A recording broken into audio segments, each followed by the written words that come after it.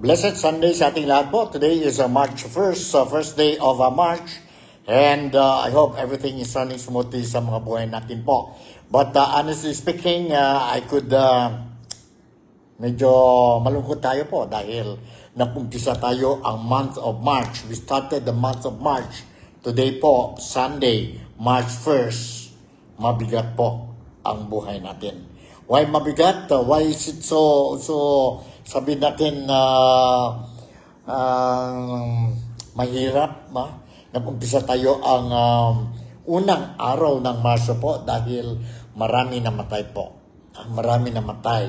Mga kaibigan, kababayan at mga human beings po dyan sa Iran. Napumpisa po ang giyera. Kahapon, February 28 po, nag-declare ng war si President ng United States of America, si President Trump. And immediately nakumpisa sila po yung bombing, missile bombing dyan po sa Iran. And dahil dyan po, ang dami po, mga innocent lives na matay. Properties were destroyed. Hindi lang po on the side of mga Iranians, mga Muslim brothers and sisters natin, but also the side of ng Amerika.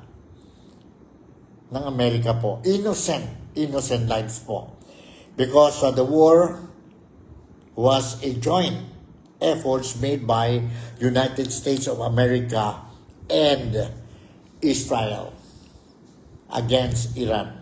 Dahil sa bombardment dyan po sa Iran, nag-retaliate din po ang Iran, and they also retaliated by firing ang mga drone nila po, ang mga missiles nila po sa mga countries, fellow Muslim countries po, but hosting ang mga bases ng military bases ng United States of America as well as ang Israel.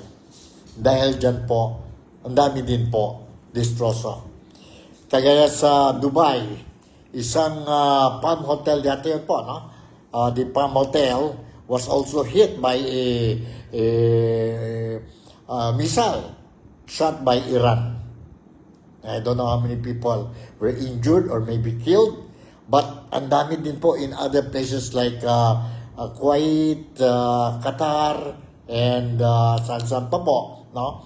Yon na mga missiles po directed to them dahil nandoon po ang mga, sabihin natin, military bases ng United States of America. And malungkot din tayo dahil no, we never thought that, no, alam na natin, when war comes po, it doesn't choose whether you are a Filipino, you are a American, no, or whatever nationality po. Once mag-strike na ang bomb, wala ngayon po, wala ngayon, the bomb will not choose the kind of citizenship. That is the biggest, problema po sa gera po. Innocent lives, no? Ang biktima po. Affected talaga mga inosente. Especially those yun na nag-migrate lang doon o nagtrabaho lang doon po, and then nadamay din sila. Kaya nga, let's all pray po na pwede na ito po, tapusin na natin itong, hopefully, this war between joint efforts by America and Israel against Iran.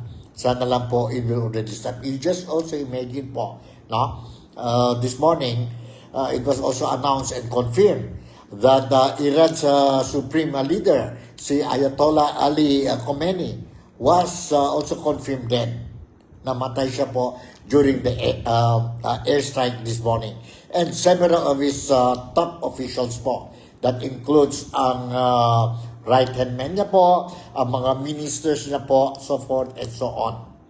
So that's the damage po. No? That's the damage. But anyway, today I'm going to share with you. Po some video clips. Video clips po so that you will be able to also see ang sitwasyon dyan po sa Iran or yung bombing po ng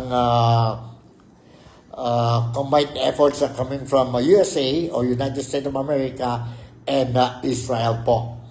And resulting to the death of Iran's supreme leader, si Ayatollah Ali Khamenei.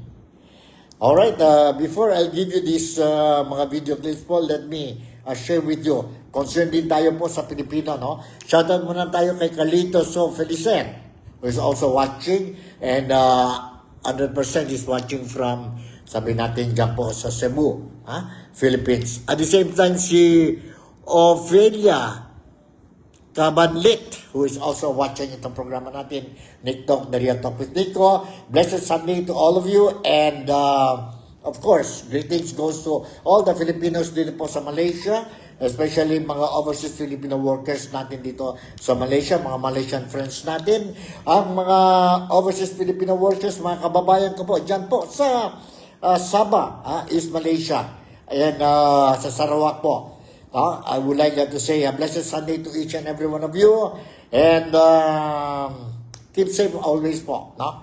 Keep safe always, and let's do the best that we can do for today. Weekend na tayo po, Sunday ngayon, and let's prepare for the coming busy, exciting, and meaningful working week para sa atin. Kaya Mary Lou Pentodio also, I would like to say thank you very much for watching itong programa natin. Overseas Filipino workers sa mga iba-ibang parte ng mundo. And of course, very concerned ako po ngayon ang mga overseas Filipino workers, mga kapatid, kaibigan, kababayan natin po dyan po sa Middle East.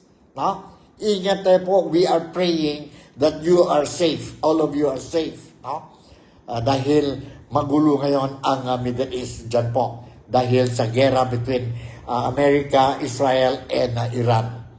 Ingat lang kayo po, no? And greetings also goes to our kababayan, kaibigan, at kapatid natin dyan po sa Pilipinas. Ito po si Nico Fabian on a Sunday episode natin. Alright, let me share with you a news article po. Tungkol naman ito sa ano po, sa sabihin natin, sa gera dyan po sa Middle East.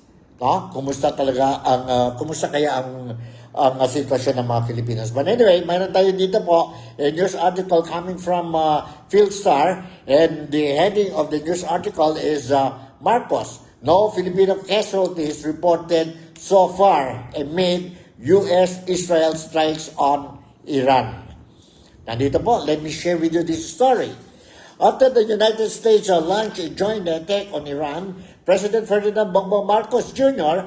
directed the Department of Foreign Affairs, the Department of Migrant Workers, and the Philippine embassies across the Middle East to activate contingency measures to ensure the safety of millions of Filipinos living in affected areas. Na-direct na po si BBM sa Department of Foreign Affairs, Department of Migrant Workers, and Philippine embassies, no? Yon sa mga affected areas po to have their own or to prepare their contingency measures, no? Kung kailangan ba evacuate, kung kailangan, what are the assistance to be given to these Filipinos. Speaking in a video message on March 1, today po, Marcos said no Filipino casualties have been reported as of 9 a.m. As of 9 a.m. This morning, confirm po si President Ferdinand Bongbong Marcos Jr. na walang casualties reported galing sa mga Pilipinas po. Following the back and forth strikes between US, Israel, and Iran. For now, as of 9 a.m. Sunday, we have not received any reports of Filipino casualties. No Filipinos have died and no Filipinos have been injured. At this point, we continue to monitor the situation to ensure that our fellow citizens in the Middle East remain safe and in good condition. Yan po, sabi ni Marcos. Ang DMW Secretary Hans Leo Kakdak also reported this in an interview on DZMM Teleradio that Philippine embassies in Israel and across the Gulf have not yet reported any Filipino injured or adversely affected by the attacks. According to DMW data, the Middle East hosts the largest concentration of land-based overseas Filipino workers, totaling 1.130 million as of December 2025. Some of the top destinations for these OFWs include, top yan po ang Middle East po. When we talk about the overseas Filipino workers, ang Middle East mayroon 1.1 million Filipinos po working dyan po sa Middle East. Ano ang mga areas po? Nandito mga areas. UAE, mayroon sila 397,892 overseas Filipino workers po. UAE, 397,892 Filipinos. Saudi Arabia.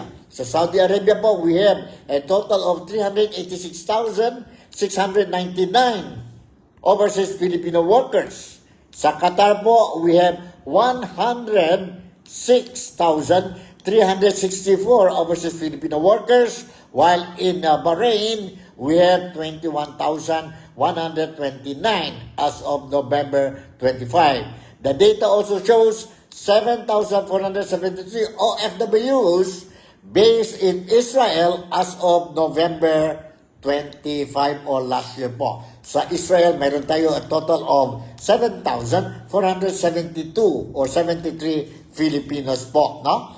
After U.S.-Iran negotiation collapse, both the U.S. and Israel attacked Iran's nuclear sites. U.S. President Donald Trump said the operation were intended to neutralize Iran's missile capabilities and nuclear program. In retaliation for the strikes by Washington and Tel Aviv, Iran launched its own barrage of missiles and drones across United Arab Emirates, focusing on its attackers' military bases in the Persian Gulf. Despite intercepting the incoming missiles and drones, the UAE reported that debris fell over Abu Dhabi, Dubai, and parts of Kuwait, damaging military sites and residential areas po. Yun po. Okay. This time around po, let me share with you po, unang-una, ang video clip po, ang announcement, proclamation ni US President Trump declaring war against Iran po. Iran. Nandito po. Let's watch and listen kay President Trump.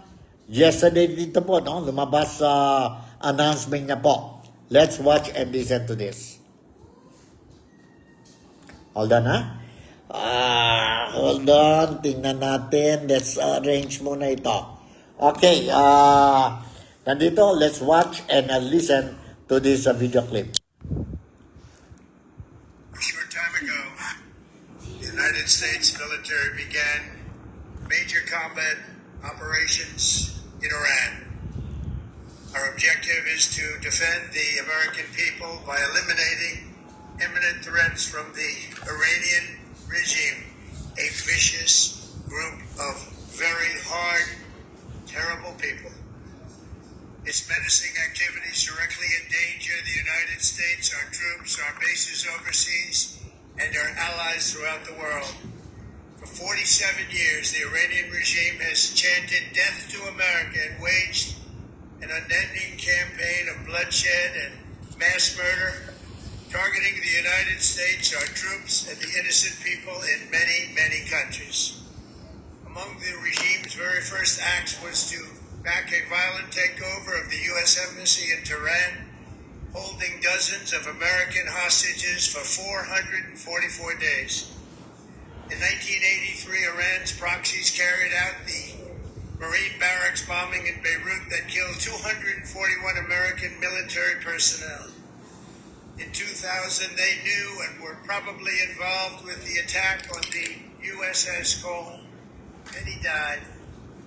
Iranian forces killed and maimed hundreds of American service members in Iraq. The regime's proxies have continued to launch countless attacks against American forces stationed in the Middle East in recent years, as well as U.S. naval and commercial vessels and international shipping lanes. It's been mass terror. We're not going to put up with it any longer. From Lebanon to Yemen, Syria to Iraq, the regime has armed, trained, and funded terrorist militias that have soaked the earth with blood and guts. And it was Iran's proxy, Hamas, that launched the monstrous October 7th attacks on Israel, slaughtering more than 1,000 innocent people, including 46 Americans, while taking 12 of our citizens hostage. It was brutal, something like the world has never seen before.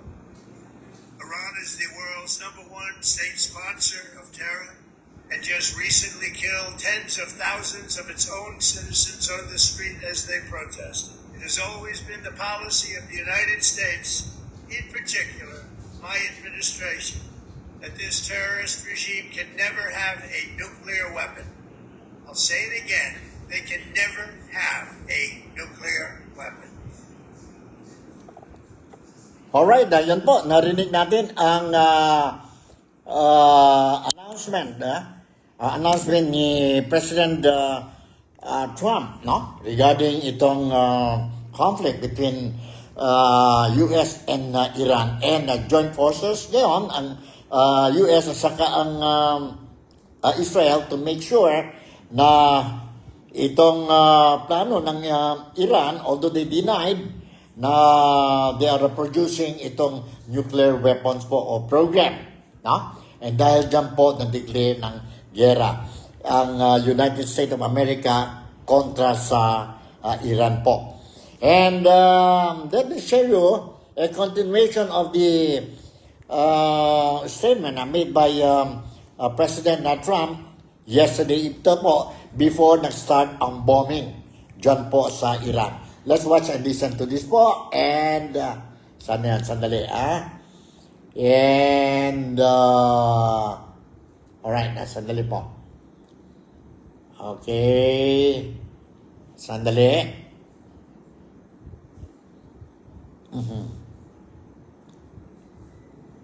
Okay, how can we, sandali lang po, 138. 138 yan po. We have the greatest in the world. Okay. Andito, let's watch po ang continuation ng speech ni US President Trump.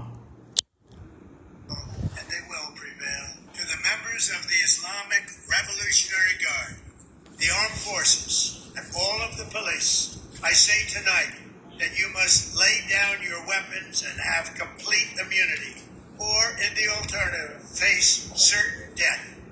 So, lay down your arms, you will be treated fairly with total immunity, or you will face certain death.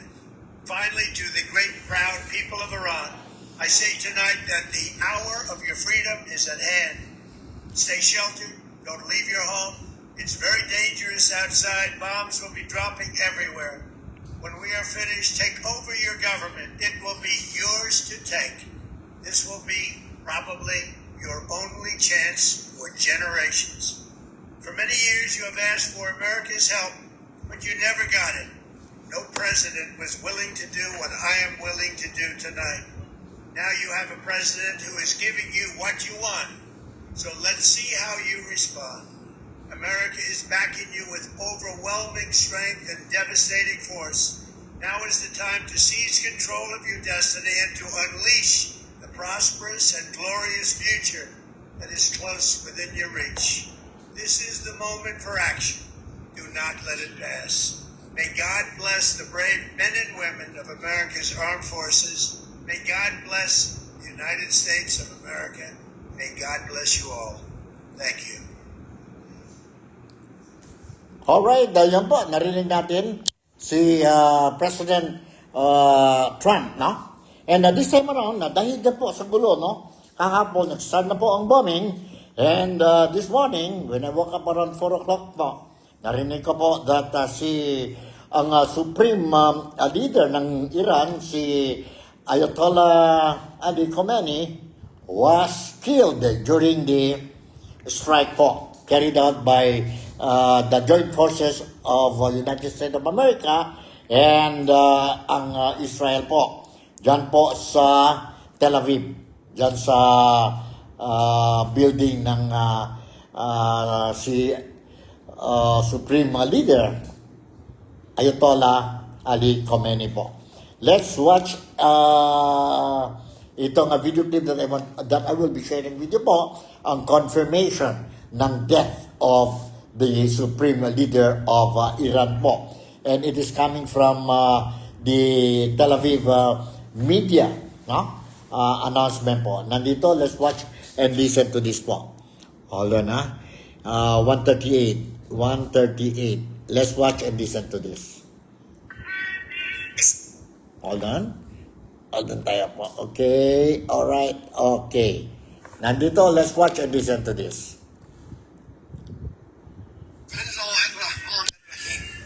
In the name of God, the noble soul of Imam Khamenei, leader of the great nation of Iran, the freedom seekers of the world, and the Islamic nations has joined the highest paradise and reached his long-cherished wish of martyrdom in the holy month of Ramadan.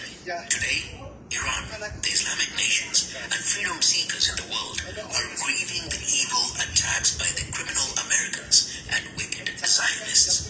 Both the bloodthirsty enemy, who are intentionally oppressive, should know the awakened hearts of this world have found their way.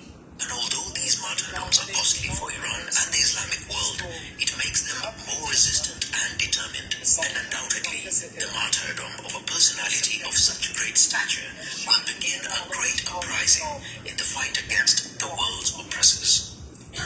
Well, we have a team of correspondents in Tehran. Alright, that's it. Narinig niyo po. Yan po ang confirmation ng death of Ayatollah Ali Khamenei po. And mayroon pa po, hindi lang siya namatay po, no? During the strike. But ang dami din po, mga top officials that includes even ang right hand niya po dyan sa Tel Aviv. Let me share with you this video clip po, no? Kung sino-sino po namatay. Hold on, ha? And ano ba ang cue nito? Ang cue nito is 204. You hold on po. Let me share with you. Kailangan din ito po. Alright. Hold on. Okay, nandito po. Okay. Let me... Alright, ready na po. Let's watch and listen to this video clip.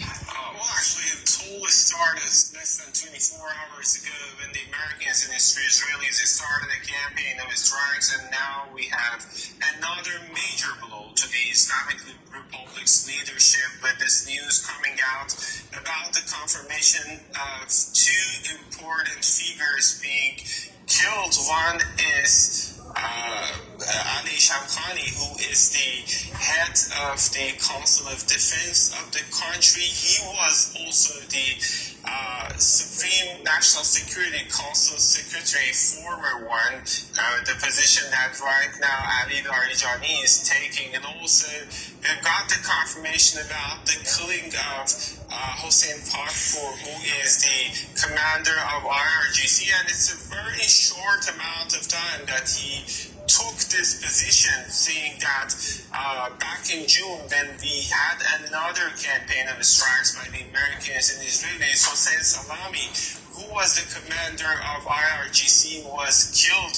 That event by itself was a major blow, major actually development, seeing that a lot of military commanders of the country were killed. But right now we are receiving reports of another group of Iranian military commanders being killed in the American and Israeli strikes, and that is going to put a certain amount of impact, as these are, specifically when it comes to the head of IRGC, these are the people who are being appointed by the supreme leader of the country, who was a few hours ago confirmed killed after some reports coming from the American and Israeli side in that regard. And we had a period of denial from the Iranian side, but at the end of the day, we've got confirmation.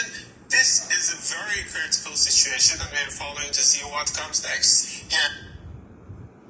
Alright, yan po ang news report coming from the foreign media. This time around, I will share with you a news report on the issue, and this time around coming from the Philippines po. Ang media natin dyan po sa Pilipinas tungkol sa mga Filipinos po. Let's watch and listen to this news report po galing sa atin dyan po sa Pilipinas. Alright, saan ba yun ang queue natin? Ang queue natin is 142. Saan ba yun? 142. Nandito, let's watch and listen to this po. Sandali. And, yeah, maganda. Let's watch and listen to this news report galing sa Pilipinas po.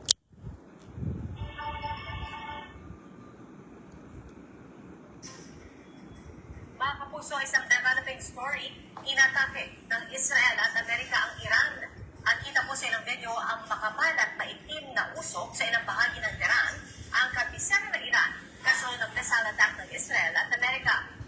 Kinumpirma ni US President Donald Trump na sinimulan ng Amerika ang isang major combat operation sa Iran, sabay himok sa mga miyembro ng armed forces ng Iran na sumuko na. Sabi naman ni Israeli Prime Minister Benjamin Netanyahu, panahon na para alisin ng Iranian ang anyay yoke of tyranny mula sa rehimen. Ayon sa source ng Reuters, nasa secure location ang supreme leader ng Iran nang mangyari ang pag-atake. Mangyari ang airstrike matapos sa negosasyon ng Amerika at Iran sa issue ng nuclear facility sa Iran.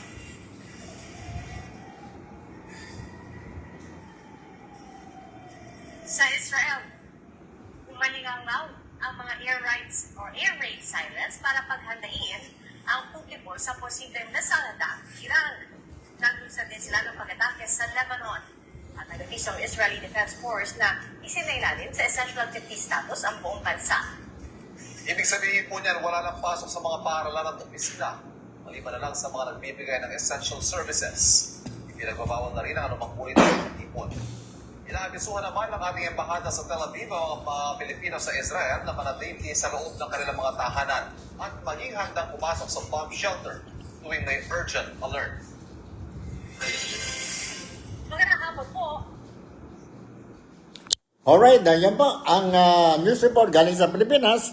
And of course, ako mismo po, medyo I'm worried ang sitwasyon ng mga Filipinos sa Israel. Because sa Israel, mayroon tayo a total of 7,000 plus overseas Filipino workers. At saka ang mga Filipinos po sa Middle East, kagaya sa Qatar, mayroon din tayo po. Sa Bahrain, mayroon tayo. Sa Dubai, no?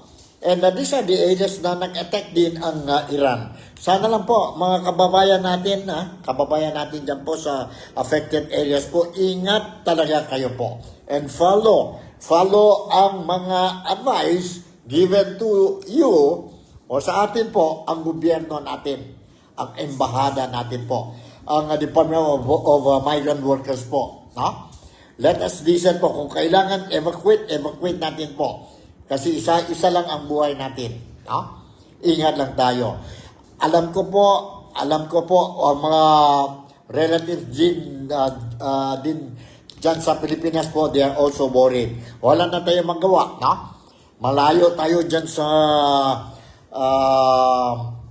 war zone. No? So, the only thing that we can do is continue to pray for the intervention of our Creator. Unfortunately po, itong gera, nangyari na naman po during the month of fasting. Hindi lang sa those who are embracing the Islamic faith, but also ang mga Roman Catholic, mga Kristiyano po, we are also fasting. And it happened during the time of fasting period. Sana lang po we'll be able to immediately address itong conflict, para menos ang sabihin natin ang victims, innocent victims po sa gera na yun po, which is happening ngayon as we talk, sige pa din po ang bombing dyan po sa Iran.